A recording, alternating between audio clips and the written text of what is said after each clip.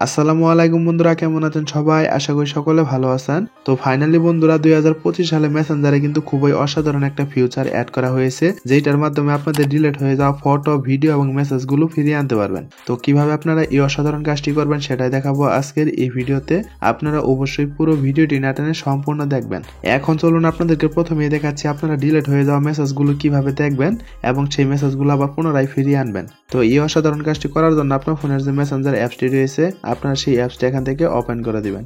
তো ওপেন করে দেওয়ার পরে যদি এখন আপনারা সবার উপরে এই কর্নারে একটু লক্ষ্য করেন, দেখতে পারবেন একটা থ্রি ডট আইকন রয়েছে। আপনারা এই থ্রি ডট আইকনের উপর একটা ক্লিক করে দিবেন। তো ক্লিক করে দেওয়ার পর আপনারা এই কর্নারে যদি একটু লক্ষ্য করেন, দেখতে পারবেন একটা সেটিংস এর আইকন রয়েছে।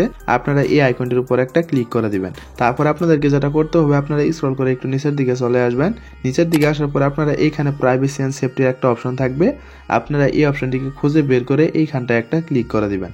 তারপর দেখতে পারবেন আপনার সামনে ঠিক এরকম একটা ইন্টারফেস শো হবে। এখন যদি আপনারা মাঝখানে একটু লক্ষ্য করেন, দেখতে পারবেন সেভ ওয়েবসাইট ব্রাউজিং নামে একটা অপশন রয়েছে। আপনারা এই অপশনটিকে খুঁজে বের করে এইখানটা একটা ক্লিক করে দিবেন। তো ক্লিক করে দেওয়ার পরে যদি এখন আপনারা সবার উপরে এই কর্নারে একটু লক্ষ্য করেন, দেখতে পারবেন অন অফ করার মতো একটা বাটন রয়েছে, যেমন আপনারা আমার মোবাইল স্ক্রিনে দেখতেই পাচ্ছেন। যদি আপনাদের এই বাটনটি এখান থেকে অফ করা থাকে তাহলে আপনারা অবশ্যই এই বাটনটি এখান থেকে অন করে দিবেন। তো এই বাটনটি এখান থেকে অন করে দেওয়ার ফলে কেউ যদি আপনাদেরকে মেসেঞ্জারে মেসেজ করে আবার ডিলিটও করে দেয়, তাহলে কিন্তু তার থেকে শুধু মেসেজগুলো ডিলিট হবে, আপনার আইডিতে কিন্তু মেসেজগুলো থেকেই যাবে। তো বন্ধুরা, আশা করি আপনারা বুঝতে পেরেছেন। এখন চলুন আপনাদেরকে দেখাচ্ছি আপনারা মেসেঞ্জার থেকে ডিলিট হয়ে যাওয়া ফটো এবং ভিডিও কিভাবে ফিরিয়ে আনবেন। তো এই কাজটি করার জন্য আপনাদেরকে যেটা করতে হবে, আপনারা সরাসরি এইখান থেকে হোম বাটনে একটা প্রেস করে দিবেন। তারপরে আপনার ফোনের যে ফেসবুক অফিসিয়াল অ্যাপসটি রয়েছে আপনারা সেই অ্যাপসটিকে এখান থেকে ওপেন করে দিবেন। তো ওপেন করে দেওয়ার পর আপনারা এই কর্নারে একটু লক্ষ্য করলে দেখতে পারবেন একটা থ্রি ডট আইকন রয়েছে, অথবা আপনাদের ফেসবুক প্রোফাইলের যে লোগোটা রয়েছে সেই লোগোটাও এখানে শো হতে পারে। আপনারা জাস্ট এইখানটা একটা ক্লিক করে দিবেন। তো ক্লিক করে দেওয়ার পর আপনারা সবার উপরে এই কর্নার আবারও দেখতে পারবেন সেটিংস এর মতো একটা আইকন রয়েছে।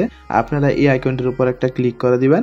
তারপরে দেখতে পারবেন কিছুক্ষণ লোড নিয়ে আপনার সামনে ঠিক এরকম একটা ইন্টারফেস শো হবে। এখন আপনাদেরকে যারা করতে হবে, আপনারা স্ক্রল করে একদম শেষের দিকে চলে আসবেন। তো শেষের দিকে আসার পর আপনারা এইখানে যদি একটু লক্ষ্য করেন, দেখতে পারবেন ডাউনলোড ইউর ইনফরমেশনের একটা অপশন রয়েছে। আপনারা এই অপশনটিকে খুঁজে বের করে এইখানটায় একটা ক্লিক করে দিবেন। তো ক্লিক করে দেওয়ার পরে দেখতে পারবেন আপনার সামনে এইখানে একটা কন্টিনিউর অপশন চলে আসবে। আপনারা জাস্ট এই কন্টিনিউর উপর একটা ক্লিক করে দিবেন।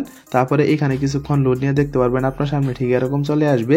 এখন যদি আপনারা এইখানে একটু লক্ষ্য করেন, দেখতে পারবেন ডাউনলোড টু ট্রান্সফার ইনফরমেশনের একটা অপশন রয়েছে। আপনারা এইখানটা একটা ক্লিক করে দিবেন। তো ক্লিক করে দেওয়ার পর আপনারা এইখান থেকে আপনাদের যে ফেসবুক প্রোফাইলটি রয়েছে আপনারা সেই প্রোফাইলটি এখান থেকে সিলেক্ট করে দিবেন। সিলেক্ট করে দেওয়ার পরে যদি আপনারা সবার নিচে একটু লক্ষ্য করেন, দেখতে পারবেন নেক্সট এর একটা অপশন রয়েছে। আপনারা এই অপশনটির উপর একটা ক্লিক করে দিবেন। তো ক্লিক করে দেওয়ার পরে যদি এখন আপনারা এইখানে একটু লক্ষ্য করেন, দেখতে পারবেন দুইটা অপশন চলে আসবে। তো এই দুইটা অপশন থেকে আপনারা সবার উপরের যে অপশনটি রয়েছে অ্যাভেলেবেল ইনফরমেশন, আপনারা এই অপশনটির উপর একটা ক্লিক করে দিবেন। এখন আপনাদেরকে যে কাজটি করতে হবে, এইখানে যদি একটু লক্ষ্য করেন, দেখতে পারবেন ডাউনলোড টু ডিভাইস নামে একটা অপশন রয়েছে। আপনারা এই অপশনটির উপর একটা ক্লিক করে দিবেন। তো ক্লিক করে দেওয়ার পরে দেখতে পারবেন আপনার সামনে ঠিক এরকম একটা ইন্টারফেস শো হবে। এখন যদি আপনারা মাঝখানে একটু লক্ষ্য করেন, দেখতে পারবেন ডাটা রেঞ্জ নামে একটা অপশন রয়েছে। আপনারা এই অপশনটির উপর একটা ক্লিক করে দিবেন। তো ক্লিক করে দেওয়ার পরে আপনি এইখান থেকে দেখতে পারবেন last week, last month, last 3 month, last 6 month, last year, last 3 year, আর সর্বশেষে রয়েছে অল টাইম। এখন মূলত কথা হচ্ছে, যদি আপনারা 6 মাস, 3 মাস অথবা 1 বছরে ডিলিট হয়ে যাওয়া ফটো এবং ভিডিও ফিরিয়ে আনতে চান, তাহলে সেই অপশনগুলি কিন্তু এখানে দেওয়া রয়েছে। আপনারা চাইলে সেই অপশনগুলো এখান থেকে সিলেক্ট করে দিতে পারেন। যদি আপনারা এইখান থেকে অল টাইমের অপশনটি সিলেক্ট করে রাখেন, তাহলে এ যাবত আপনাদের মেসেঞ্জার থেকে যতগুলো ফটো এবং ভিডিও ডিলিট হয়েছে সেই ফটো এবং ভিডিওগুলি কিন্তু আপনারা ফিরে পাবেন, যদি আপনারা এখান থেকে অল টাইমের অপশনটি সিলেক্ট করে দেন। তো আমি এইখান থেকে অল টাইমের অপশনটিকে সিলেক্ট করে দিলাম। আপনারাও ঠিক আমার মতো করে এইখান থেকে অল টাইমের যে অপশনটি রয়েছে আপনারা এই অপশনটি এখান থেকে সিলেক্ট করে দিবেন। তো সিলেক্ট করা হয়ে গেলে আপনারা সবার নিচে যদি একটু লক্ষ্য করেন, দেখতে পারবেন সেভের একটা অপশন রয়েছে। আপনারা যদি এই অপশনটির উপর একটা ক্লিক করে দেন, তারপরে দেখতে পারবেন আপনার সামনে ঠিক এরকম চলে আসবে। তারপরে যদি আপনারা এইখানে একটু লক্ষ্য করেন, দেখতে পারবেন নোটিফাই নামে একটা অপশন রয়েছে। আপনারা এই অপশনটির উপর একটা ক্লিক করে দিবেন। তো ক্লিক করে দেওয়ার পরে দেখতে পারবেন এখানে অ্যাড নিউ ইমেলের একটা অপশন রয়েছে।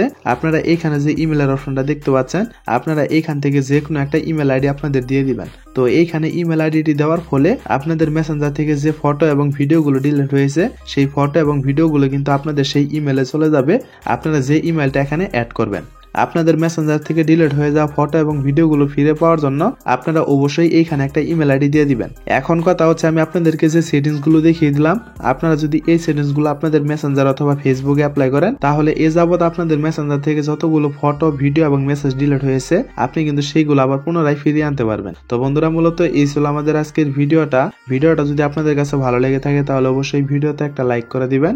আর এরকম ইন্টারেস্টিং ভিডিওগুলো প্রতিনিয়ত পেতে চাইলে অবশ্যই আমাদের চ্যানেলটিকে সাবস্ক্রাইব করে অল নোটিফিকেশন করে রাখবেন। তো দেখা হচ্ছে পরবর্তী কোনো নতুন ভিডিওতে, সে পর্যন্ত সুস্থ থাকুন, ভালো থাকুন, আল্লাহ হাফেজ।